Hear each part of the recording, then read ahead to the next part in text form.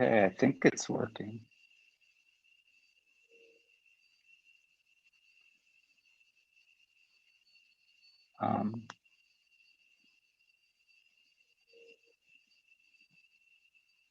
Oh, I'm just going to put the title for the streaming.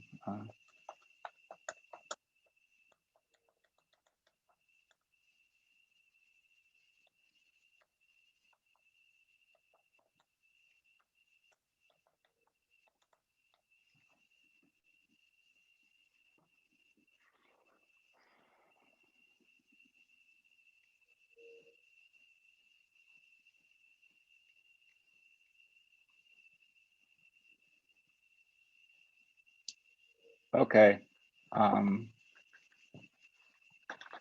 So can you all hear me? Can somebody? Yeah, you can hear me, Padmanabh Maharaj? It's all good. Okay. And Sham can hear me outside. Okay. So I guess I'll start.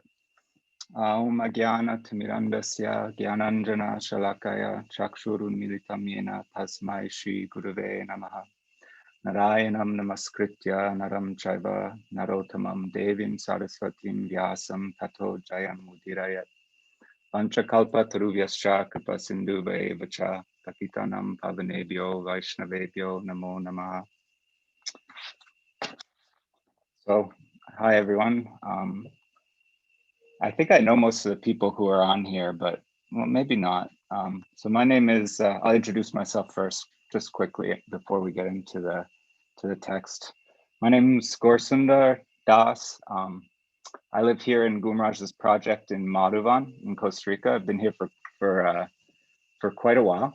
It's a very beautiful place. Looking out the window at the beautiful landscape.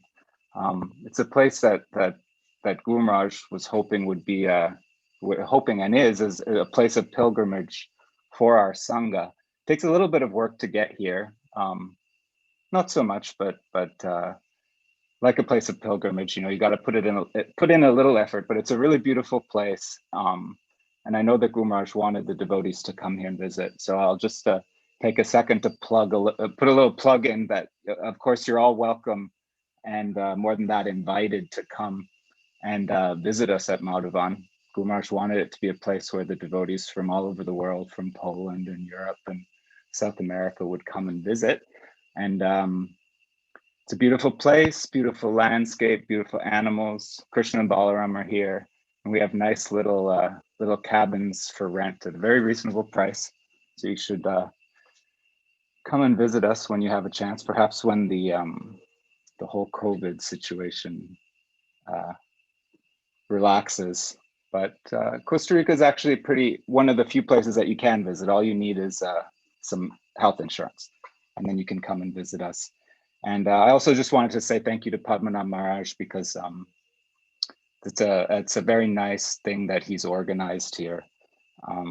It's very nice for me because despite living in the ashram, often the day-to-day life takes over, and I haven't been reading so contemplatively lately. So being asked to speak about something means mostly it's beneficial for me, because it forces me to read a little bit more contemplatively and thoughtfully.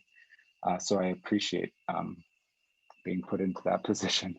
And also it's also really nice. I'm seeing now people, a whole bunch of names coming up on the screen of people that I've never met, devotees that I've never met, and our sangha is pretty spread out. So it's a really nice way for us to to get to know each other, and hopefully you'll get to know me a little bit, and you'll get to come and meet in real life and come and visit us here in Madhuvan. So I'm going to talk about the Srimad Bhagavatam, the second chapter of the first canto. So I guess I would say, first of all, the Bhagavatam is very much like a book of questions and answers, and that's very apparent in this section that I'm going to talk about. Really, the landscape of the Bhagavatam is different people, series of questions and answers, and within those answers are stories of more questions and answers and whatnot. So it gives a little bit of it shows what, you know, it emphasizes questions and answers and how important the, you know, that process is to our sadhana. It's, you know, in fact, it's a form of hearing and chanting, asking questions and listening to the answers. That's why the Sunday call actually is such a important thing, such a nice thing that Guru Maharaj does, because in the Sunday call we really have the chance to associate with a sadhu and ask questions and get answers. And like we'll see in this first chapter and the second chapter, that's what's going on. The sages at Naimisharanya are in the presence of a sage, Sutta Goswami, and they're asking questions and answers. So the Sunday call with Guru Maharaj is a really nice opportunity to participate in the Bhagavatam in that way, being in the presence of a sadhu and being able to ask questions and get the answers. And this is really what the relationship between the guru and the disciple. It's a fundamental part of the relationship with the guru and the disciple. There's that verse in the Gita where they describe that in terms of humble inquiry and service and whatnot. And it's a key point, this asking questions and getting answers. And it's a key point of bhakti too, you know, hearing and chanting, shravanam and kirtanam. So it's a very beautiful chapter where I think we're introduced at least to the personification of kirtan. Out of the limbs of bhakti here is we get introduced to Sukadev Goswami through Sutta Goswami, who speaks of his encounter with him.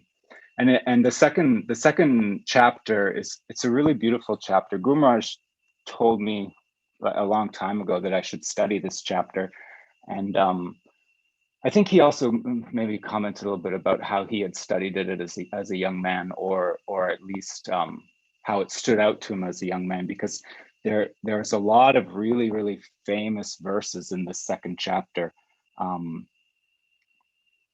A lot of foundational verses.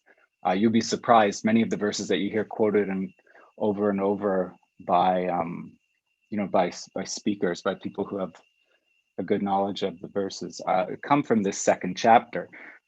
So it's a really nice chapter to study and to learn. It's a really nice chapter to learn to recite as well, if you're so inclined.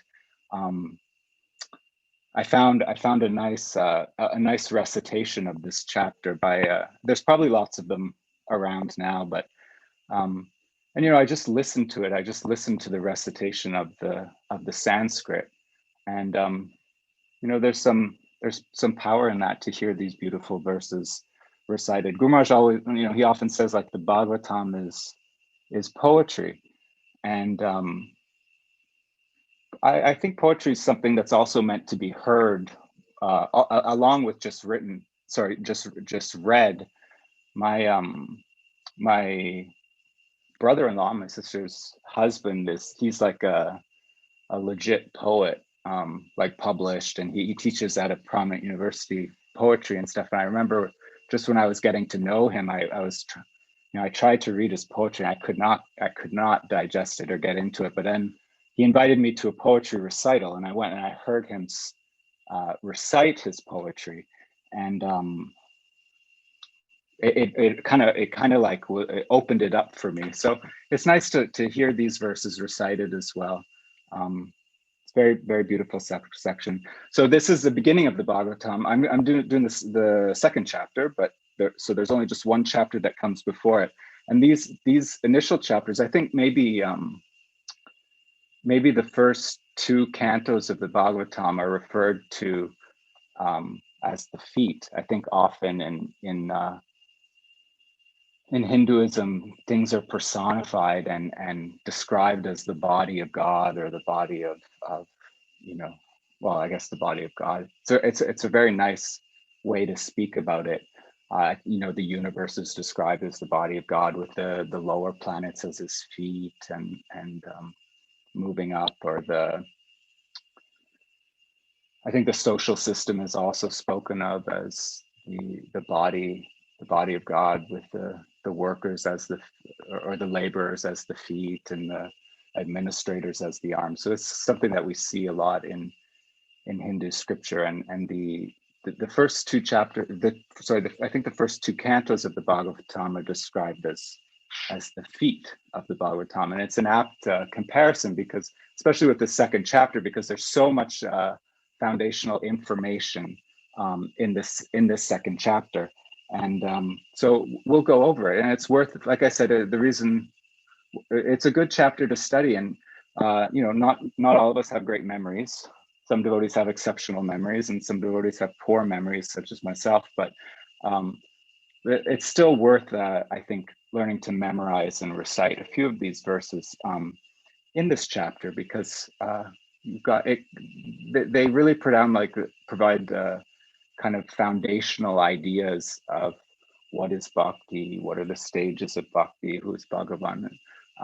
It's good to know what you're doing.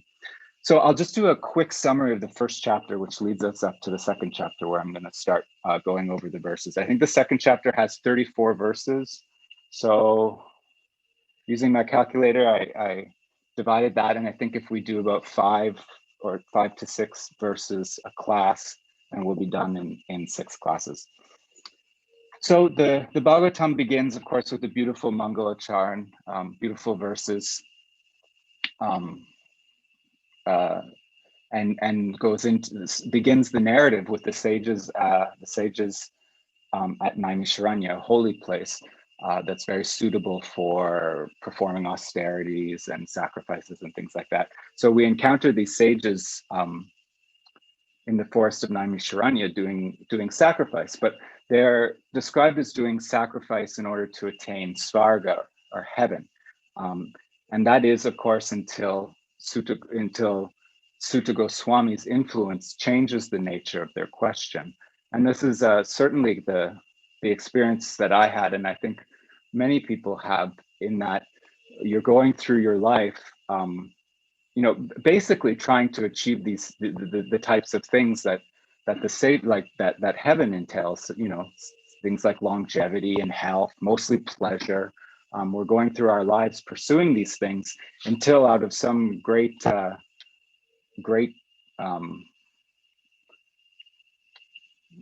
swipe of luck, we come in touch with the devotees or with the sadhu, and that really can change one's life and set one on a different course, change the nature of what one is interested in. So these sages were pursuing those types of things until the influence of Sutta Goswami kind of changed it, and the nature of their questioning changed. I know living here in Costa Rica, it's a little bit different than living in North America, and one doesn't have access to Amazon or all the resources and things that are available in North America. I remember Gurmaj flew Shyam Sundar and I up for Janmashtami one year, because we were here alone, and when we got to the States, it was like arriving in a heavenly planet. The roads were smooth, and you could get whatever you want, whenever you wanted. Amazon is like that, and it's amazing. I mean, you just order whatever you want, and it appears on your doorstep. It really is like a heavenly planet. And when I leave Costa Rica and I get to go up back to Canada or whatever, you really realize, and I mean, that's what the whole world is kind of working towards. Is maybe it's described a little bit differently in the sacred texts in terms of sages and going to some kind of heavenly planet, but really that's what we're trying to do on earth, is create pleasure, longevity, all these types of things for ourselves, until we run into the devotees, and the course of our life can change dramatically. And also the nature of the questions of the sages changed under the influence of Sutta Goswami. They became like existential questions instead of the run-of-the-mill type questions about how to enjoy or how to pursue one's health. They changed to these kind of, existential questions and very refined ones at that. We'll go into that. They list the questions in the first chapter, but they like Guru Maharaj often says, most of the natural world or most of material life is trying to answer questions about how to do things, how to achieve this, how to, instead of these kind of existential questions as to like why. I was always surprised, and when I had my kind of existential crises and things, or in high school or after that, even, that so many people weren't asking these questions. It was baffling to me that people did. Not everyone wasn't having an existential crisis. Like, we're all hurtling towards entropy and oblivion, and how can people not be asking these questions? So this is kind of the emphasis, an emphasis that's really strong in the first and second chapter, the importance of this question and answer, this dynamic between the student and the teacher, and how almost everything that we need is found in that. So they asked 6 questions in the first chapter. I'll just read them quickly. They asked about, and these are, kind of refined existential questions. They asked about what, I'm just reading it here from this commentary. What is most beneficial for humanity? What is the essence of the scriptures? Tell us about the purpose to Krishna's appearance, the pastimes of Krishna, the stories of the avatars, and the shelter of Dharma. Now that Krishna has departed. So basically, after being blessed and influenced by Sutta Goswami, the sages asked these questions, and the remainder of the Bhagavatam really is just answering these questions, or answering questions within these questions. And some of the answers are given for at least, I would say the first 2 questions are answered very clearly in the second chapter. 2 beautiful verses. So this was greatly pleasing to Sutta Goswami, and inspires basically his invocation and the beginning of his recitation of the Bhagavatam, which begins here in the second chapter. So I've got Prabhupada's here, and I've got Vishnu Chakravarti's. I'll just chant the verses. Actually, it's worth saying Prabhupada has a really nice title for this second chapter of the Bhagavatam. He entitled it Divinity and Divine Service.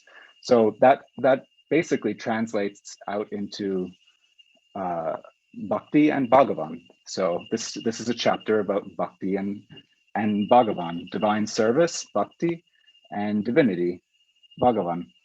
And Vishwanath Chakravarti Thakur comments that this comment deals with, 3 very important things. We hear these words a lot: Abhideya, the process, so Bhakti, Prayojan, the goal, and the object of worship, Bhagavan Shri Krishna.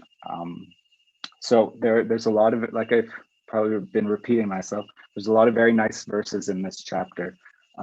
There's a kind of seminal definition of bhakti, which we'll get to, I think, maybe in the next class, which is always useful to know and to be able to recite, so that we can remind ourselves what we're involved in, and if so inclined, share it with others. There's the stages of progress. The stages of bhakti are also found in this chapter, which is very interesting and very exciting. This is kind of, I think, what probably the stages in the Bhakti Rasamrita Sindhu are based on. First comes faith, then holy association. Those stages are found here. And also there's another very kind of core description of what is the absolute, a philosophical kind of answer to what is the absolute. We find this also used in the Chaitanya Charitamrita when Krishnadas Kaviraj, in the beginning, I think it's probably covered by Guru Maharaj in his book, Sacred Preface, where Krishnadas Kaviraj describes Chaitanya Mahaprabhu and the Brahman as the effulgence from his body, and the Paramatma as his partial, his plenary portion and whatnot. So that's also based on a verse that's coming up in this chapter. Okay, so the first verse, Vyasa Uvacha, Iti samprashna samhrishto vipranamro maharshanai prati puja vachastesham pravaktum upachakrame. So Ugrashrava, Sutta Goswami, the son of Romaharshana, being pleased with the questions of the Brahmanas, thanked them and attempted to reply. So the first line here, it says, Iti samprashna samhrishto. And this basically translates as the word samprashna means perfect questions, and samhrishta means perfectly satisfied. So Sutta Goswami here is really appreciating the questions that were posed by the sages. He was appreciating that they were existential questions, not trivial questions. He was appreciating that they were existential questions, and that they were the questions that come from people who are really earnestly seeking, seekers. And this is, I think there's in the Gita describes there's 4 types of people that come to bhakti, and they are, one of them is seekers. The other ones are those after wealth or after wealth. Those in distress, which is very understandable. This is a distressing world. Those who are seekers, and those in knowledge. And the sages of Naimisharanya are an example of seekers. So they're a little bit on the higher end of who approaches. And so he was appreciating this because they were asking kind of like, like real questions, legitimate questions, not just trying to gather information, gather details. They were asking kind of core questions, because I always liked how Guru Maharaj described that, knowledge is very much a burden unless it informs some kind of action. And Guru Maharaj has made that point, and I think he relates a story once of Sridhar Maharaj saying, I'm not an information booth here. I'm giving this information and this question so that it'll inform action and inform your progress. So these were the kind of the perfect questions, and he was very satisfied. Sutta Goswami was very satisfied with these questions, because he knew that because of the nature of these questions, the only thing that would answer them would be what? Would be the Bhagavatam, which he had heard from Shukadev Goswami. So he was very happy with the nature of the questions, knowing that the answer to these questions would require him to recite the Bhagavatam, which he had heard. And of course, it brings back kind of the same, would bring back the same situation to his mind, where Maharaj Parikshit was, cursed to die, and also had these very pressing, essential questions. And this, the nature of these questions is what drew Shukadev from the forest to speak him. So Sutta Goswami here is remembering that, and he's very happy and he's very pleased, because he realized he knows that the only thing that will satisfy and answer these questions will be the recitation of the Bhagavatam.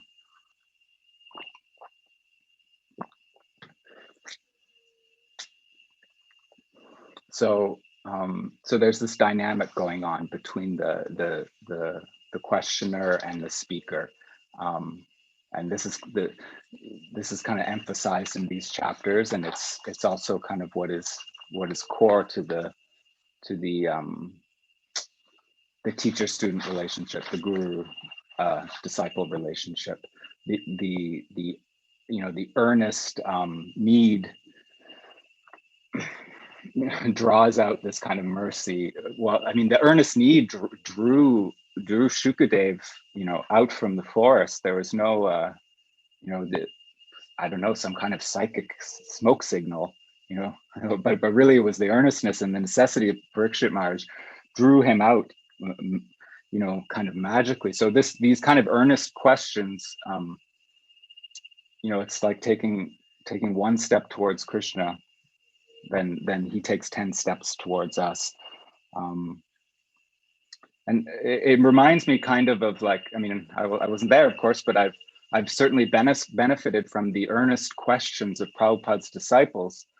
After Prabhupada left left the world and passed on, his disciples were left with many, many questions, and they were directed towards Srila Sridhar Maharaj, and they approached Srila Sridhar Maharaj, I think, with the same kind of earnestness, and so much came out of Srila Sridhar Maharaj because of the questioning and earnestness of Prabhupada's disciples. Now, certainly it was there in Srila Sridhar Maharaj, and he had published beautiful works and beautiful songs and whatnot. But it seems that this arrangement of having these young, needy, earnest students, drew out a whole wealth of new talks and stuff on these types of subjects. Those books were made and published. Books that have been very important to me, like Sri Guru and His Grace, were all made, by the questioning of these sincere students. So it's really it's these types of questions are a good sign of health for the students, and we're very happy that we have question and answers every Sunday, and there are so many devotees that have so many nice questions. And in fact, I mean, by asking these questions, that's how one discovers or encounters Sri Guru.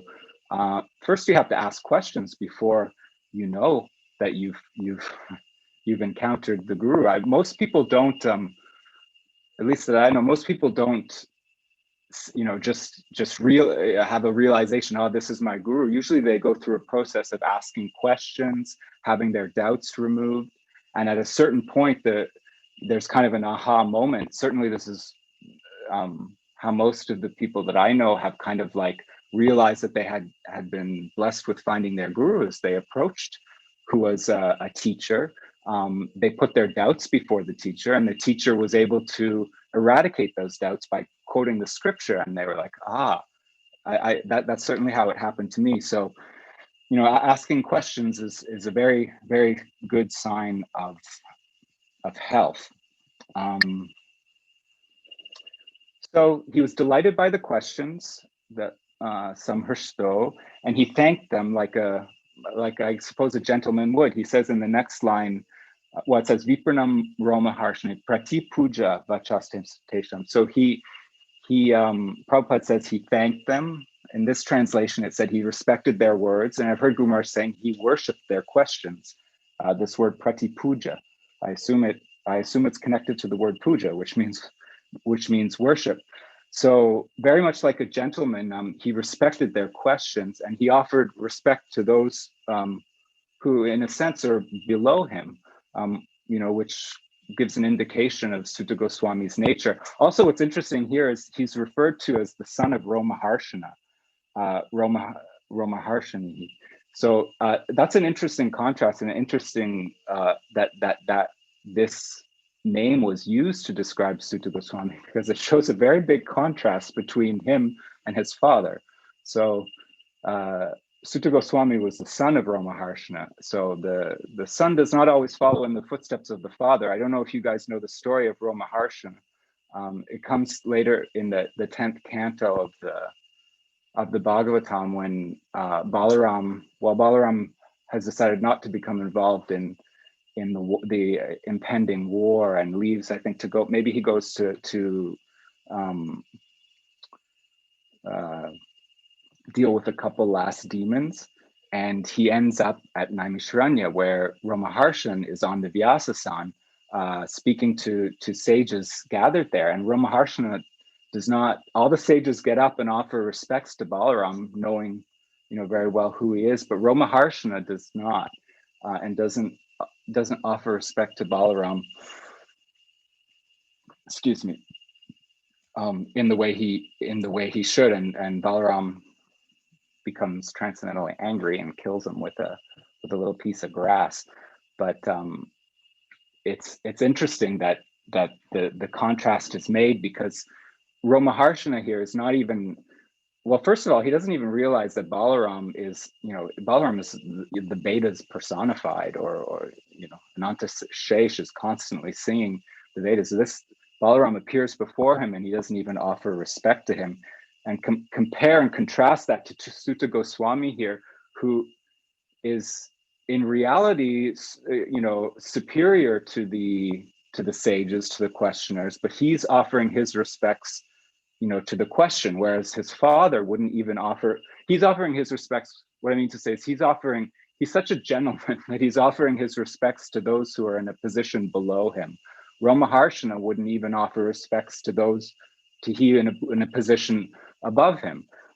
So the contrast is made here, and it's a nice, it's a really nice aspect of Vaishnava culture, is this kind of, this hospitality. Ramaharshana didn't even stand up when Balaram arrived on the scene, so he was not showing a very good example of Vaishnava hospitality. Vaishnava hospitality is it's a hallmark of our practice. I heard this from a devotee who was here once, because he had experienced it, that even if you're a pujari on the altar and you're offering worship to the deity and there's nobody else around, which that happens a lot here, you're there doing the deity seva, and a guest was to arrive and there were no other devotees around to welcome that guest, that one should, ask the deity form to please excuse you for a moment so that you could go and tend to the guests who have just arrived. So Ramaharshana did not do that. But anyhow, it shows how much hospitality is an important part, and the contrast is made between father and son. Sutta Goswami showed respect to those below him. It makes me think of the Pope, actually, where the Pope is also seated sometimes on the throne of St. Peter or whatever, and but there's a ceremony that they do in Catholicism. It was always quite striking to me, where the Pope gets down and washes the feet of some prisoners every year, some criminals. So the person who's in the high position,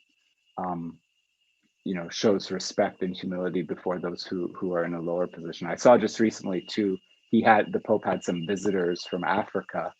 There were some dignitaries or something like that, and he knew their culture. So when he went up in front of each one, he got right down on the ground, and like offered obeisances or kissed their feet. It was just really quite striking, because it required like 3 men for him to get down on the ground, 3 men to get him back standing up, and he went all the way through the line of people doing that. I think there's some beautiful stories too about Puri Maharaj was also very much like that. Even as an old man, he would get right down on the ground, needing assistance from his disciples to get down and get up. It's something to see an old man get down on the ground. But anyhow, this I think this contrast is shown by using this word Romaharshana. So basically, they're perfect questions, perfect answers.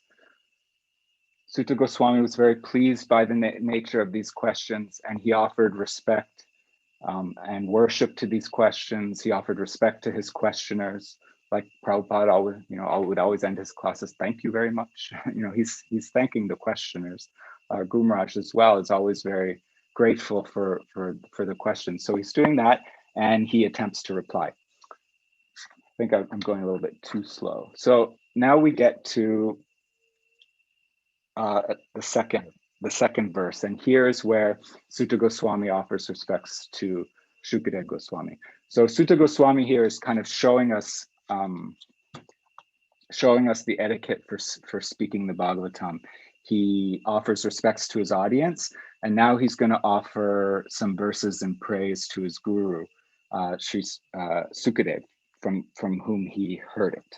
And he's showing us the qualification for speaking the Bhagavatam, offering respect above to his gurus, offering respect below to those who are asking him the questions. Okay, so the second verse goes, Yam Pravranchat,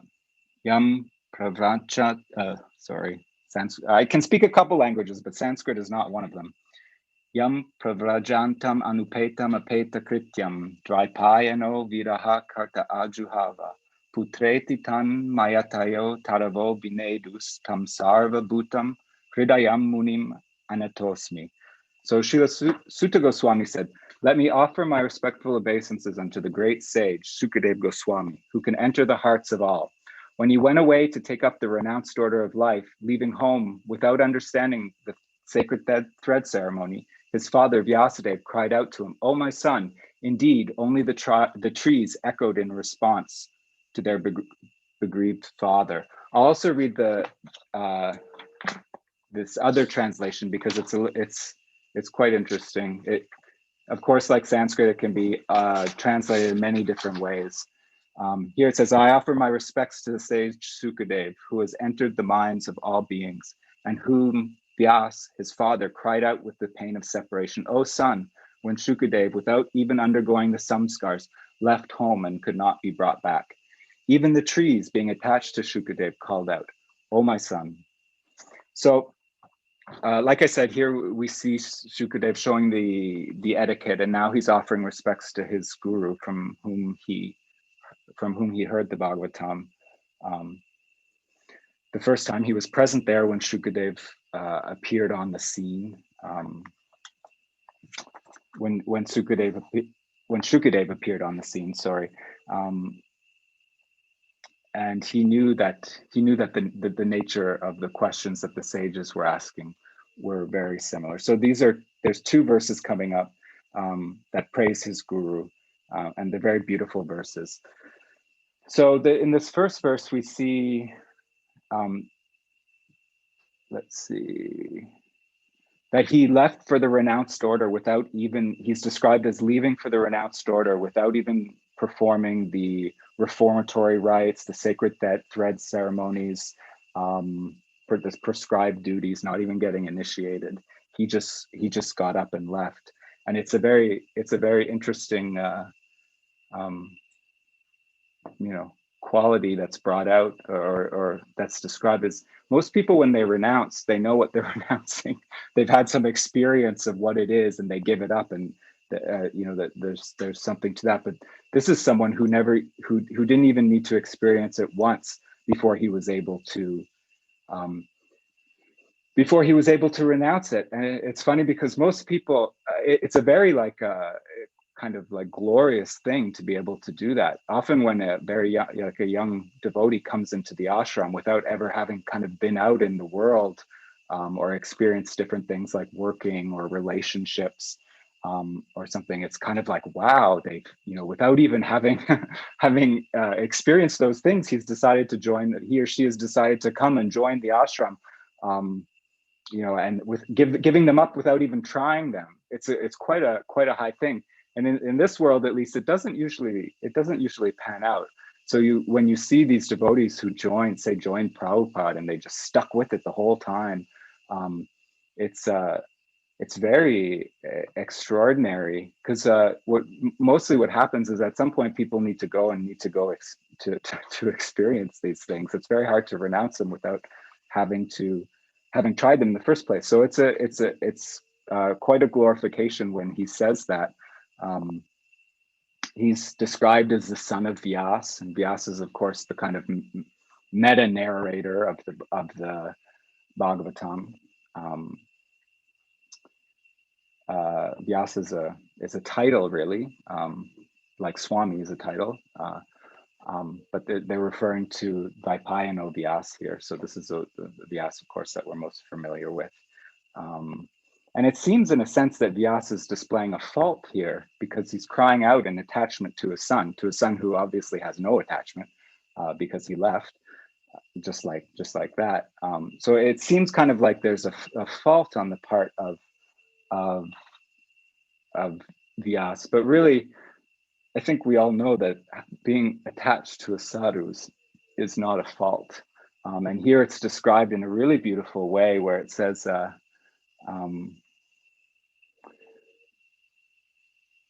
it's written a little bit nicer in this one. When it's described that even the trees cried out in separation, and it's also given here Sarva Bhuta Hridayam, that Sukadeva had entered the hearts of all living beings, And therefore, when he left, not only his father cried out, but the trees also cried out in separation. So it's a very nice description. It's a very nice description of a saintly person. It's kind of we find this description in the Bhagavatam. Someone who sees the pain and pleasures of others as their own, or this equal vision, samadarshina, as descriptions of the saints. This is somebody who loves the whole world and who the whole world loves, including the trees. And that's what's brought out here. Shukadev is like a child of the world, or a child of the universe. He's naked. He has no shame. He loves everyone, and everyone loves him. The trees were not scared of him. They knew he wouldn't cut them down. His heart was open. He didn't have to build any kind of fort around his heart.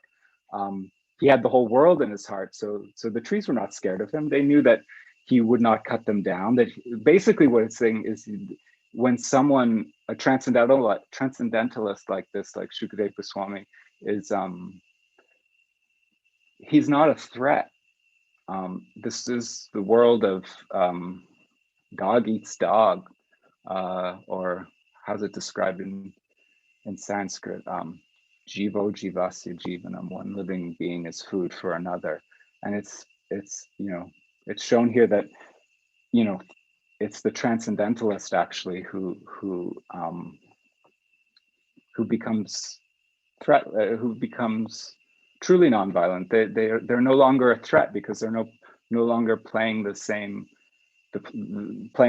game. So like right now, I mean, the natural world is petrified of human beings. We've become quite a blight on the face of the earth. But in this verse, we see that Shukadev Goswami was the trees were in love with him. So he's somebody who the trees were in love with. Makes me think a little bit, again, not to go back to Christianity again, but it makes me think of what's his name, Saint Francis. He's also depicted as a friend of the forest, a friend of the animals. They weren't scared of him. They knew that his heart held something beyond that wasn't his ego. He had transcended that. So funnily enough, when Guru Maharaj grew up as a Catholic boy, I'm sure most of you know this, and when I guess in Catholicism, when you get confirmation, which is some kind of step on the way, you get to choose the name of a saint. And I'm pretty sure that Guru Maharaj, I hope I'm remembering correctly, forgive me if not, but I'm pretty sure Guru Maharaj chose the name of Francis. He was attracted to that type of personality. So Saint Francis was a little similar to Shukadev Goswami in that sense. And this Vishwanath Chakravarti Thakur points out that this is actually an example of one of the qualities of bhakti that appears in the higher stages of sadhana bhakti. So it's a quality called shubhata. There's 6 different qualities that appear along the way. 2 of them in sadhana bhakti, 2 of them in bhava bhakti, and 2 of them in prema bhakti. And you've probably heard them before, like kleshagni, shubhata. So that's what I'm talking about here. These are, they come in sadhana bhakti, kleshagni, shubhata. I have the other ones written down here. In bhava comes moksha lagu takrit and sudurlabha, so it makes little of liberation and is very rarely attained. And in prema, there's Sandrananda Visheshatma and Sri Krishna Karshini, which means very intense kind of bliss, and it has the power to capture Krishna. So one of these is being shown here in this verse, according to Vishwanath, and that's the quality of Shubhata. And Shubhata, again, like many things in Gaudiya Vaishnavism, is broken down into various more lists and categories, but the 2 main elements of Shubhata are that he loves the whole world and the whole world loves him. So Vishwanath, he makes a nice comment that is worth repeating in relation to this verse. Vishwanath comments that, explaining why it's not a fault of Vyasadeva for being attached and calling out to his son. the trees are there doing the same thing, but he says affection for a person who resides in the hearts of all living beings, like attraction for the all-attractive deity of the Lord, is not material illusion. So we know that by attachment and attraction to the sadhus, to people who are functioning on a different plane, they're not functioning on the plane of exploitation, but they're perfectly situated in a serving disposition. By being attached to those type of people, it's not the same type of thing as being attached to friends and family in this world. So it's not a fault of Vyasadeva. In fact, it's some kind of ornament to be attached to that type of person, and we should want to be attached to people like that. Vishwanath also makes a nice comment here that Sutta is praying that since Shukadev had entered the hearts of all beings, even the hearts of the trees, that he should enter his heart and to help him please the hearers of the Bhagavatam, and to himself be pleased by the recitation of his disciple. So this is a meditation that's kind of implied that the reciters of the Bhagavatam should keep in mind when speaking the Bhagavatam. It's a beautiful thing. So I'll move on to the third verse. Yasvanu bhavam akilashrutisharam ekam adhyatma deepam atiti tirshatam tamodam samsarinam karunayaha purana guhyam tam vyasam sunam upayami gurum muninam. And this verse goes as, let me offer my respectful obeisances unto him, Shuka, the spiritual master of all sages, the son of Vyasadeva, who out of his great compassion for those gross materialists who struggle to cross over the darkest regions of material existence, spoke this Purana, the cream of Vedic knowledge, after having personally assimilated it by experience. So here we see again, a second glorification. He's described as the son of Vyasam, but he's also described as the guru of the Munis, Gurum Muninam. So Munis means big thinkers. It means all these very intelligent people, and he was the guru of them. So what's implied is that, it's not stated in the Bhagavatam, but what's implied is that all these people were giving their opinions on what Parikshit should do at the time of death. Parikshit was asking these questions, and it's implied that the gathering of Munis there were all giving different opinions, and they were all silenced when Shukadev appeared on the scene. He appeared naked, and they could understand. So you can imagine there's so many talking heads on YouTube, so many big thinkers. If just one naked boy was able to come and silence them all. He spoke it only out of compassion. Samsarinam karuna yaha purana guyam. Purana guyam means this secret Purana, the secret knowledge. And that, of course, is the secret knowledge of is that love conquers. That's what we find in the Bhagavatam, the teaching of the Bhagavatam, that God is conquered by love. Love reigns supreme. Bhakti controls Krishna, Sri Krishna Karshini, right?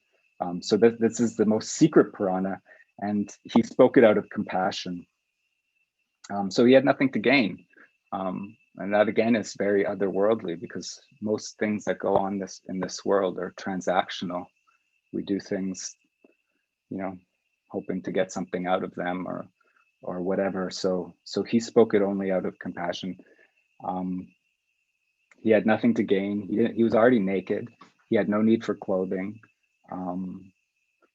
He had no need for followers. He arrived alone. Actually, he had followers, children, who were taunting him and teasing him. So he didn't do it for throwing stones even. He didn't do it for followers. And he had no need for money or any of these types of things. So why did he do it? Where does it come? Why did he do it? He did it out of compassion. He had nothing to gain. So that's on the very high level, but I think on a lower level, it's kind of telling us,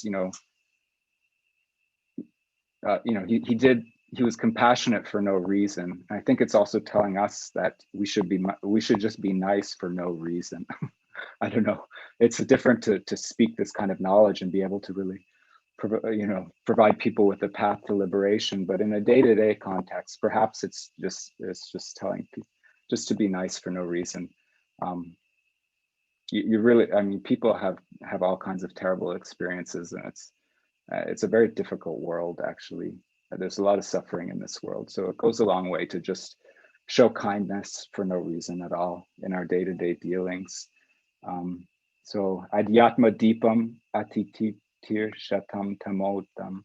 That means by shedding light on the soul, he offered them a way to cross out of the darkness of samsara.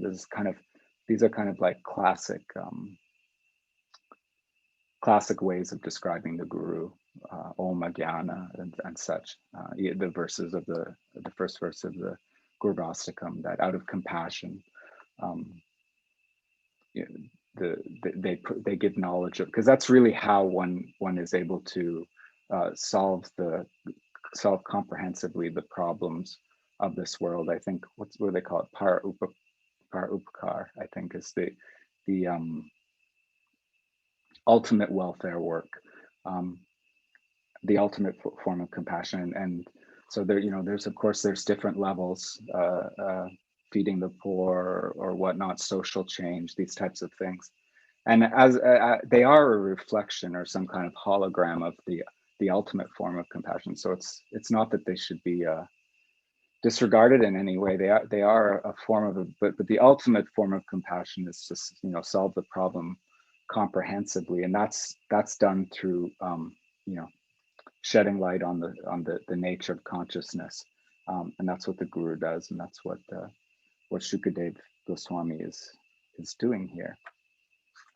So I don't know, how long are these classes supposed to be? 1 hour, or is it 1 hour? Okay, so there's just a few more minutes. So I'll just read this. This next verse here goes, Narayanam namaskritya. Oh, this is the invocation for the Srimad Bhagavatam. Narayanam namaskritya naram chaiva narottamam devim saraswatim vyasam tato jayam udirayat. So before reciting the Srimad Bhagavatam, which is our very means of conquest, I offer my respectful obeisances unto the personality of Godhead, Narayana, unto Narayana Rishi, the supermost human being, unto Mother Saraswati, the goddess of learning, and unto Sri Vyasadeva, its author. So again, this is Sutta Goswami showing the etiquette of how to approach the Bhagavatam and share it. This is one verse that's spoken often recited at the beginning of the Bhagavatam. The other one is Nasta Preshu Abhadreshu Nityam Bhagavata Sevaya, which interestingly enough is also found in this chapter, just a little further ahead. So those two verses are found here. So I think traditionally there's a certain way that one speaks on a mantra or on a holy text. There's a form of offering respect to the sage who spoke it, the presiding deity of the place that it was spoken. The meter is talked about, the Bija Mantra, the Shakti of the work. So we kind of see that all here. We see the name of the sage, Vyasadeva. We see, well, the meter is Gayatri, and that's given in the first chapter. And then we see the form of the Lord here is Narottama. So that means Nara Uttam, so the best of the human-like. So it's Krishna as a human. Krishna is described as human-like. His emotions are relatable. His interactions and rasa with his devotees are human-like. So he's referred to Narottamam here. The Shakti here is interesting, Devim Saraswatim. So this is Divya Saraswati is referred to here. There's Saraswati who is in the realm of mundane knowledge. She's worshipable if say one has a exam to take, or one has to fill out a form, or is studying at university. I think maybe you pray to Saraswati, but Divya Saraswati is kind of like a transcendental counterpart, and she presides over divine knowledge. So I think perhaps she's talked about in the Brahma Samhita when Brahma receives the mantra. It's, I think, maybe from Divya Saraswati. She's also invoked actually in our Guru Gayatri mantra. With the bija there is a bija actually for Divya Saraswati. Some people say too. I think Vishnu Priya perhaps is some kind of representation of Divya Saraswati too. Usually, Narayan is described as having being surrounded by three Shaktis always. What are they? Bhu, Shri, and Leela or Neela. And the Bhu Shakti, I think, is she's Vishnu Priya is associated with that. And then the deity residing over the place, who is Narayan Rishi. So this is Narayan Rishi is kind of a cool avatar of the Lord. He's like a dual avatar. Just like Krishna and Balaram, they come together. So Narayana also, they always come together. They're always two. Krishna and Balaram always come together, and Narayana always come together. And they preside over, the reason why they preside over is because they preside over Bhadrika ashram, I think, where, I think that's it, where Vyas wrote the work. So they're invoked here. And they're actually a nice form of the Lord for the devotee, because Nara, of course, means human, and Narayana means, the shelter of all. So it's kind of like, I think in the Mahabharata, they're described as, or Krishna and Arjuna are described as some kind of manifestation of Narayana, although I guess it's probably the reverse, that Narayana is some manifestation of Krishna and Arjuna, but it's a nice deity because it shows the jiva and God. It shows the soul and God kind of together always in this union. So it's nice, the soul and God together is kind of represented by Narayana. So there's just a few minutes left. If I could just do this last verse, Munaya sadhu prishtoham bhavadvir loka mangalam yat krita Krishna samprashno yanatma suprasidati. So this here we'll end with this verse, and this is again Sutta Goswami is going back, and he kind of he spoke of respect in the first verse to his questioners, and now he's really showing that respect. He's saying Munayo sadhu prishtoham bhavadvir loka mangalam. So he's just he's really again. Did I read it? Oh, sages, I have been justly questioned by you. Your questions are worthy because they relate to Lord Krishna, and so are relevance, and so are of relevance to the world's welfare. Only questions of this sort are capable of completely satisfying the self. So this is the final verse before he goes into actually answering the questions, and it's the second verse of glorification for his audience. So he's saying Munayo sadhu prishtoham. Sometimes the word sadhu means bravo. So he's saying bravo, bravo, excellent questions. He's very happy and enthused by the inquiry, and that the whole world will be benefit from these questions because they're about Krishna. So he's kind of saying the whole world should be asking these questions. Unfortunately, they're not. Prabhupada talks in this commentary a lot about these question and answer in the natural world.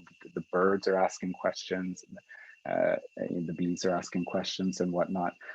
But he's pleased because the whole world should be kind of asking these types of questions, these why questions, and why? Because why are they? Why are they so nice? Such excellent questions, because they're about Krishna. So, we're having classes every day on Krishna, 7 days a week. It would seem like it would get boring, but I'm sure it doesn't. So Krishna's, like we know, he's all attractive. So we can go on and on about him. And it ends with Yanatma Suprasidati. So these words actually come up precisely the same in the first chapter, where they're asking, what is the prime occupation of humanity? And so these questions come up again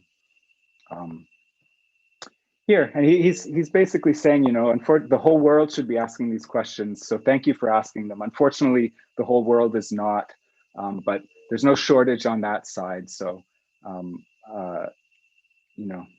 thank you very much for bringing these up. And again, we see just his qualification again, showing respect to his questioners.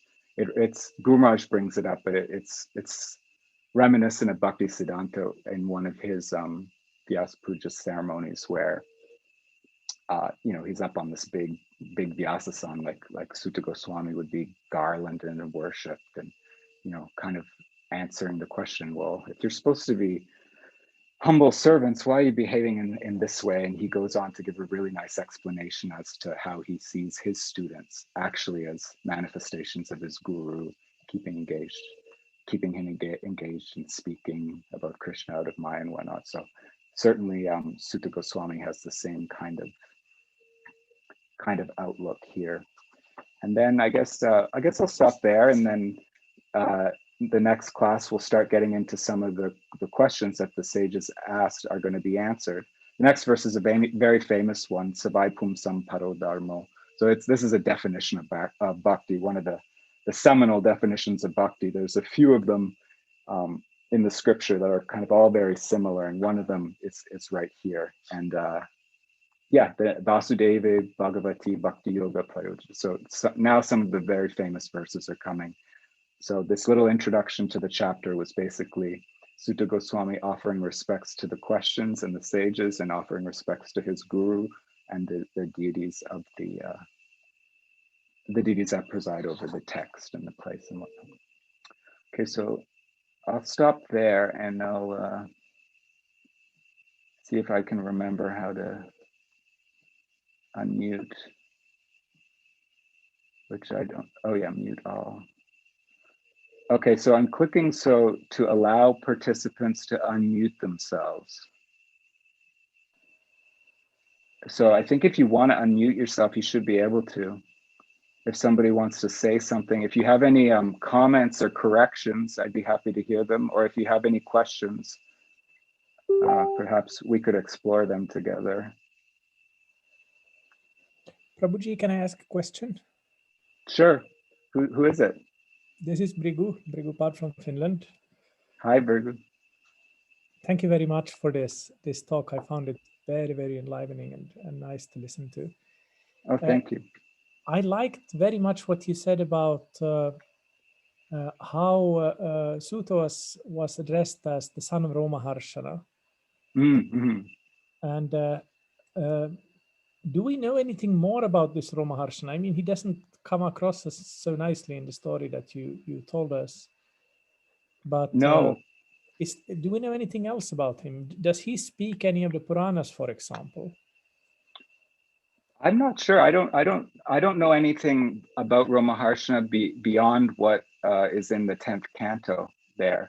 So I went a couple of days ago and just kind of quickly read over the story. It's pretty short, but he was a student of Vyas. I know that, and he was speaking to the sages, to a group of sages in Naimisharanya, and his son was the sages had, I know they had offered him a blessing that he would have like long life and always speak beautifully and these types of things. And then when Baladev came in and killed him, the sages were worried because they had offered a benediction, and now Baladev had kind of like, put a stick in the spokes of it, because whatever the Brahmins say is supposed to come true. And that's how, so Baladev remedied the situation by saying, well, the father is born as the son, so the son will get all those types of things. That's how Sutta was put on the platform for speaking. But I don't really know much more about that. Do you know anything? No. Yeah, I just thought it was interesting. I didn't really see it anywhere, but I thought it was interesting that he was referred to by that name, just because there's such a contrast. He's on the Vyasa-san, and comparing that to his father on the Vyasa-san, and how their behavior was very different. But I could kind of look into it a little bit and see if we can find something interesting. Or if anybody else on here knows.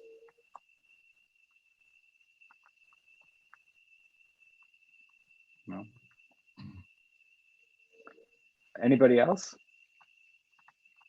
Any comments or corrections or questions? Do you hear me? Hello? I think hello? You hear me? I think so. All right. My name is Karpatar. Hi. Hi, well, I want to say I'm really so glad I actually came today, completely by kind of accident, because you talk about the second verse of the second chapter, the first canto, which is one of the most important verses for me personally. If you don't mind, I would like to read it again and say a couple of words. Sure. I've got a Vishwanath Chakravarti Thakur commentary and translation. Sutta said, I offer my respects to the sage Shukadeva who has entered the mind of all beings, and to whom Vyasa, his father, cried out with pain of separation, O son, when Shukadeva, without even undergoing samskaras, left home and could not be brought back. Even the trees being attached to Shukadeva called out, O son. Well, this verse, I remember it very well when I joined, actually, when I became Brahmachari.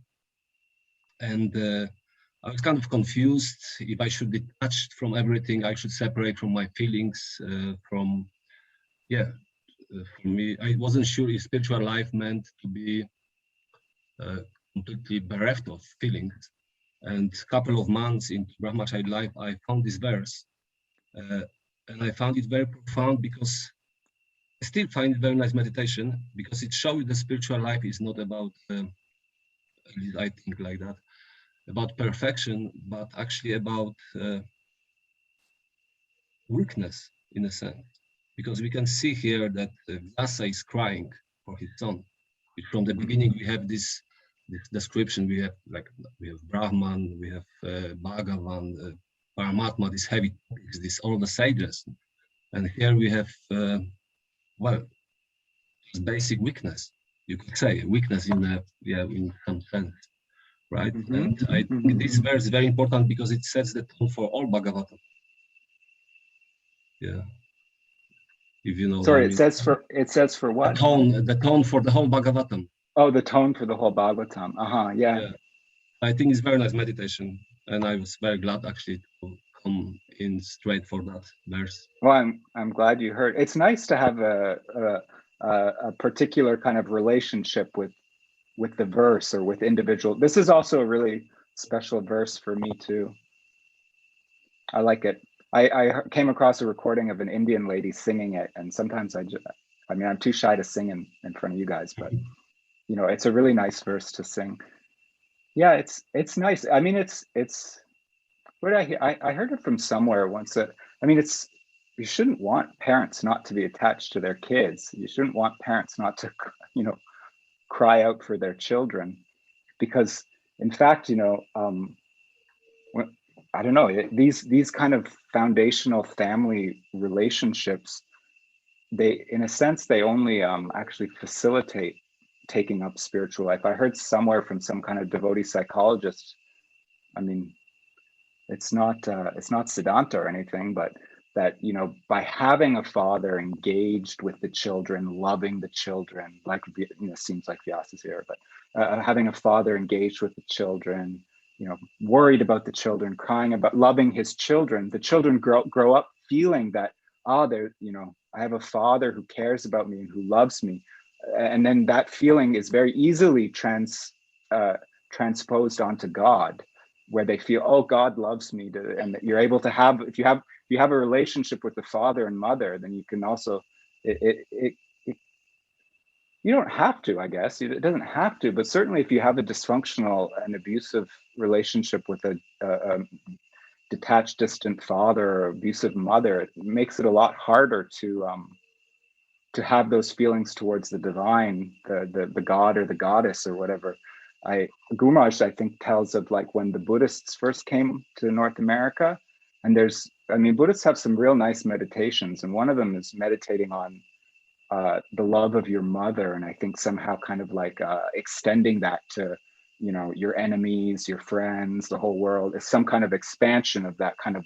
There's some mother meditation, and he talks about how when these first Buddhist missionaries were coming to the West, and so many people had such dysfunctional, messed up relationships with their mothers, that they couldn't relate to this type of meditation or this type of love. They were very surprised. These, I think they were probably Tibetan Buddhists, were very surprised at the dysfunction in the family in the West, and how that, I guess it was quite normal in their communities that children felt loved by their mother, and then they could take that love, meditate on it, and expand it. So it was shocking to them when they came. But thank you. That was interesting. It's nice to hear people attached to certain verses and their the stories behind why they are. Do you have anything else? No? Thank you. Does anybody else have any comments or questions or corrections?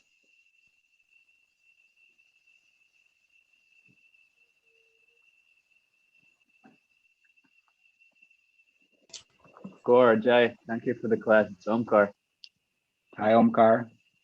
In the beginning, you mentioned about the questioning mood, that we should have good questions that we can apply into our sadhana. I was just left kind of self-conscious, wondering if my questions are always just the information extraction kind of mood. I don't know if you'd like to say a couple of things about that. I mean, I don't think so really, but. Yeah, no, I mean, it's kind of a general point. I certainly don't think yours are, and there's definitely a place for that. Like Guru Maharaj, just when he talks about this, he says there's kind of like, there's a point where you come to the Guru and you doubt, and you put forth all these kinds of doubts and perhaps more kind of like existential type questions, and if the Guru is able to dismiss those or dissipate those by quoting the scripture and by inspiring you and whatnot, it's a big aha moment. You realize what's going on, and then one would normally, take some kind of initiation or shelter of that guru, and then after that, there's still questioning that goes on. Like he says, there's a type of questioning that goes on until one takes diksha, and then after diksha, there's another type of questioning that goes on, and that might be a little bit more precise, or about certain information, how to do things, how to not do things, or like the nature of the questioning could change at a different point from before. From before having kind of the big existential questions, and then once those are dealt with, then the nature of one's questions will change. I know the feeling though, because sometimes you think, okay, well, Guru Maharaj is there and you ask a question. If it's a good question, he's going to go on for a long time, and if it's a bad question, he's going to answer it really fast. Some kind of like determination of whether the question was good or not. But it's not always true, because I've seen questions that didn't seem like they were much to it at all, and Guru Maharaj just opens it up into this amazing thing. And then I've seen questions that to me seemed like really big questions, and Guru Maharaj just kind of like answers them like that, so it's hard to tell. I think Sridhar Maharaj was known for that too, taking questions, good or bad. I mean, there's no bad question, I think it's more the intent behind the question and what the intention of the person. It's fun to know details about Krishna. I mean, he's very charming, and like, who doesn't want to know whatever all the different categories of cows and these types of things, or whatever. But it's more, I think, the intention behind it. If you're just like trying to gather information so that you can show off at lunchtime or something like that, it's different than,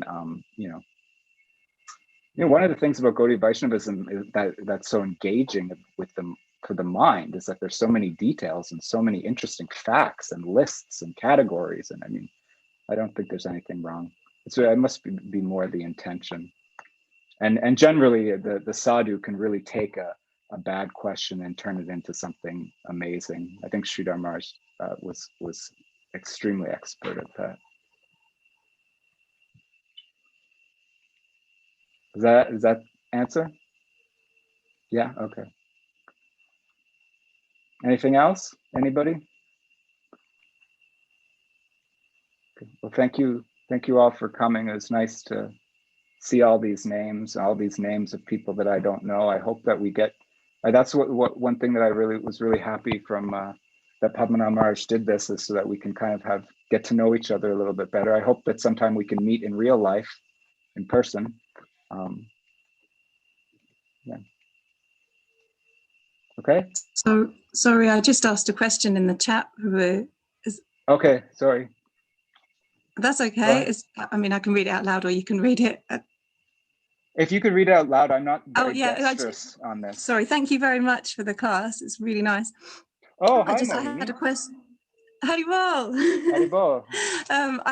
I had a question about Naimisharanya, because I'd always thought about it ever since I first heard about it. And I think there's a bit where it's described as being the hub of the universe. Mm-hmm. And I just always thought it must be an amazing place to visit. But I just wondered, like, is it regarded as like an important holy place for Gaudiya Vaishnavas, or did Mahaprabhu go there, or maybe has Guru Maharaj been there, or just if there's any information about?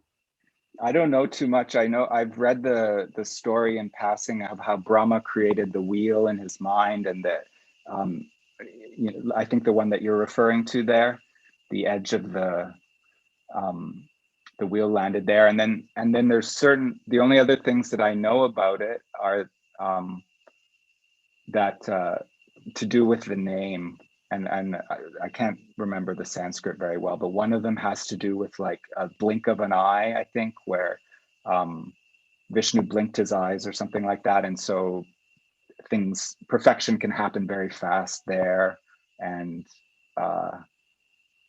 I don't actually really have many more details than that. There was something in this book. I don't know if I'll be able to find it fast enough. Let me just see. Or I don't know, does Brigu know anything? Not so much. I've been there once, many years back. I remember it was a very beautiful place, and I remember there's kind of a lake where the chakra came down or something like that. They said it was that it didn't have any. It was bottomless, that lake. But it's a long time back. I don't remember that much. I'm sure somebody else has been there and can tell you more. But I remember I liked it very much. I can read this little paragraph here if you want from this commentary. It says, so it says, by Om, the speaker indicates that the Bhagavatam is an expansion of the meaning of Om. Brahma created a wheel in his mind. The rim of this wheel is called Nemi. The place where the rim, Nemi, fell off, Shriyate, is called Nemisha or Naimisha. The Vayu Purana describes this. This mental wheel created by me will be released. The place where the rim comes off will be favorable for performing austerities. Having said this, and having created the wheel brilliant like the sun in his mind and offering his respects to it, Brahma released the great deity, the wheel. The rejoicing Brahmanas offered respect to the Lord of the universe, then journeyed to the place where the rim of the wheel fell off. That forest became known as Naimisha and is worshipped by all the sages. Then it goes on and says, various devotees have personal desires to fulfill through various types of bhakti. All the desires of these persons upon which their minds, free from distraction, have become fixed, can be fulfilled by, The Bhagavatam has been arranged to bring out this point clearly at the very beginning with the description of the sages at Naimisha. Naimisha can also be spelled Naimisa. The meaning of Naimisa with a cerebral S is found in the Vraha Purana. The Lord spoke to the sage Goramukha. Having done that, the Lord then spoke to Goramukha. The powerful demon was killed at that forest, Aranya, quickly in a moment, Nimisha. Thus the place is called Naimisharanya. It will be very suitable for Brahmins in the future. By using this word with this meaning, it is suggested that one should reside at this place for quickly killing enemies, such as material desire. So sorry there, I got it mixed up with, there's another one about Vishnu blinking, but I guess that's all that I know about it. And that Maharshana was there too. Balaram visited Balaram visited there. I think before he started he killed a couple demons in Romaharshana and then started his pilgrimage, and he was there. But I don't know too much more besides that. Thank you. You're welcome. Thank you. Thank you for the questions. Thanks for showing up, guys. Oh yeah. So I'll see you all tomorrow for more question and answers. You can participate in the Bhagavatam with Guru Maharaj. And these classes go on every day of the week, so lots of interesting topics.